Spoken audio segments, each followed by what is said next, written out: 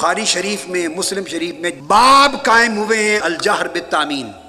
امام بخاری نے باب قائم فرمایا ہے الجہر بالتامین، اونچی آواز سے آمین کہنا. اور پوری صحیح بخاری میں حدیث اونچی آواز سے آمین کہنے کی ایک بھی درج نہیں کی ہے، ایک حدیث. میں دیگر کتابوں کی نہیں، میں امام بخاری کی بات کر رہا ہوں. یہ امام بخاری صحیح بخاری کتاب الاذان پڑھ لیں، باب نمبر 111، باب جہر الامام بالتامین، جہر الامام بالتامین.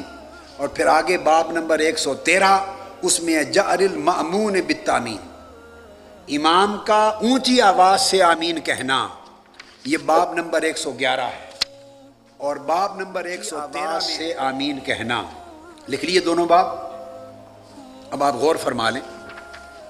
باب جہر الامام بالتامین 111 نمبر باب.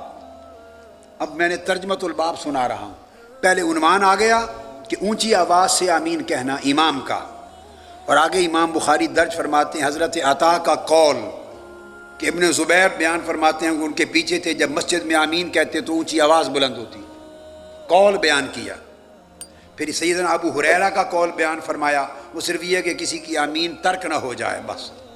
حضرت نافع کا بیان کیا کہ وہ آمین ترک نہ کرتے. یہ ترجمۃ الباب کا مواد آ گیا.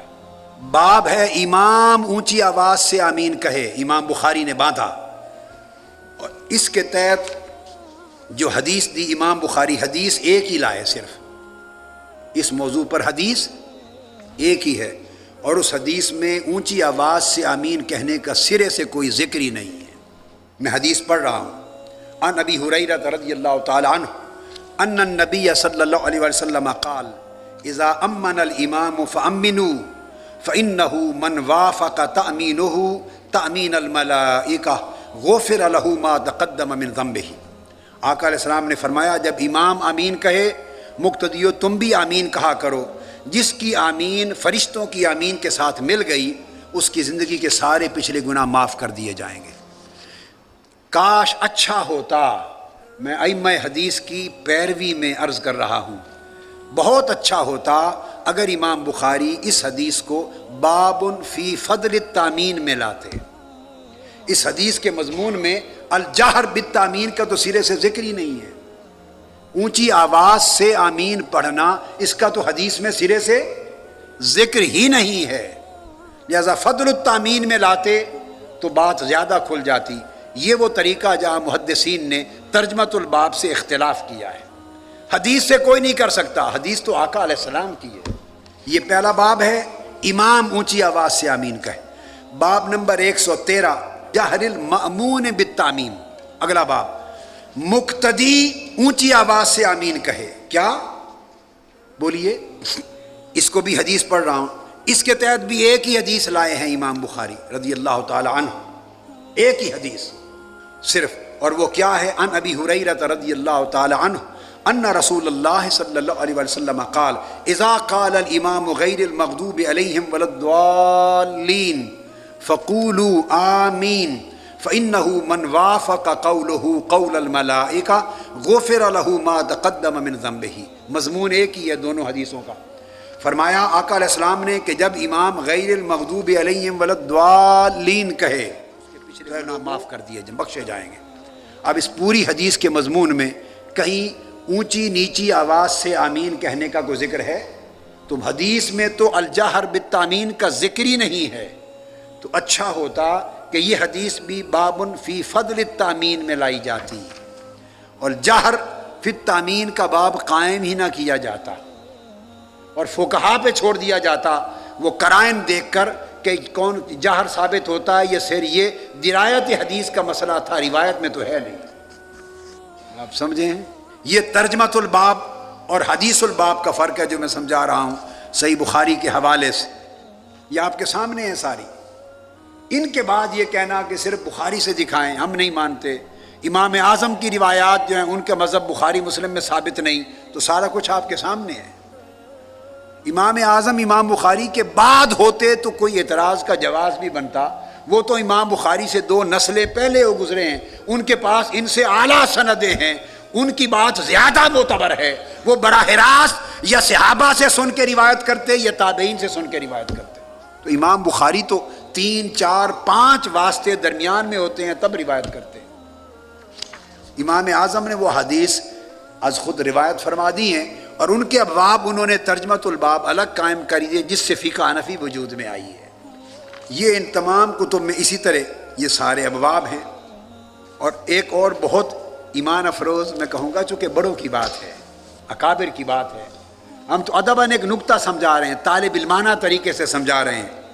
ایک حدیث ہے جس حدیث کے لفظ ہیں کہ آقا علیہ الصلوۃ والسلام نے غیر المغضوب علیہم ولا الضالین نماز میں پڑھی اور پھر آمین فرمایا، اور آمین کہتے ہوئے آواز کو نیچے رکھا، آہستہ آواز سے فرمایا. جب یہ حدیث آئی، کیا حدیث سن لیں، ان وائل بن حجر، وائل بن حجر رضی اللہ تعالیٰ عنہ روایت کرتے ہیں، قال سمعت ان النبی صلی اللہ علیہ وآلہ وسلم قرأ غیر المغضوب علیہم ولا الضالین، فرماتے ہیں کہ میں نے سنا آقا علیہ الصلوۃ والسلام نے سورہ فاتحہ پڑھی اور غیر المغضوب علیہم ولا الضالین کی قرات کی. فقال آمین، پھر حضور نے آمین فرمایا. وخفض بها صوته، جب آمین کہا تو اپنی آواز پست فرما لی. امام ترمذی نے یہ حدیث روایت، میں نے عرض کیا یہ امام ہیں، کمال ہے الحمدللہ. حدیث کے روایت کرنے میں کسی نے ثقافت کے، ایمانداری کے، اگر ان میں یہ کمی ہوتی تو دین کی عمارت دھڑام گر جاتی. حدیث لی ہیں، فرق کہاں آیا؟ ابواب چونکہ ان کا اجتہاد فقہی تھا، اجتہاد ابواب اپنی فقہی اجتہاد کے مطابق قائم کیے تو نتیجتاً اس کے معنی مطالب مختلف ہو گئے. اب حدیث آپ نے سن لی کہ حضور نے آمین آہستہ آواز سے کہی. اس حدیث کو امام ترمذی نے اور حاکم دونوں نے روایت کیا، اور امام ترمذی نے فرمایا ھذا حدیث صحیح. بڑی اہم بات بتا رہا ہوں، امام ترمذی نے کیا فرمایا؟ ھذا حدیث، یہ حدیث صحیح ہے. حدیث بھی صحیح، آمین کو آہستہ پڑھنے کی حدیث. تو جب پہلی حدیثیں تھیں جس میں اونچی آواز کا کوئی ذکر نہ تھا، ان کو درج کیا جہری نمازوں کے باب میں، اور جب صراحت کے ساتھ آواز نیچے رکھنے کا ذکر آیا تو اس کو کس باب میں درج فرمایا وہ بھی پڑھ لیں. ترمذی شریف کا باب ہے کتاب الصلاۃ عن رسول اللہ، باب ما جاء فی التأمین، آمین کہنے کے باب میں.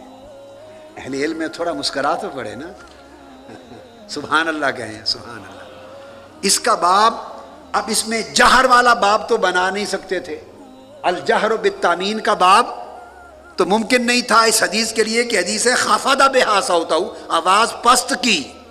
تو بہت اچھا ہوتا اگر امام ترمذی اس کے لیے اخفاء بالتامین کا باب قائم فرما دیتے، مگر وہ قائم نہیں فرمایا چونکہ مذہب فقہی اور رجحان کے خلاف ہے، لہٰذا اس کو درج کر دیا آمین کا باب، عمومی باب بنا کے آمین کے باب میں. اب آمین کے باب میں فضیلتیں بھی ہیں، کسی کو کوئی سمجھ نہیں کہ اونچی یا نیچی. یہ تراجم الابواب اور احادیث الابواب کا مسئلہ آج کی رات میں امید کرتا ہوں خوب سمجھ میں آ گیا.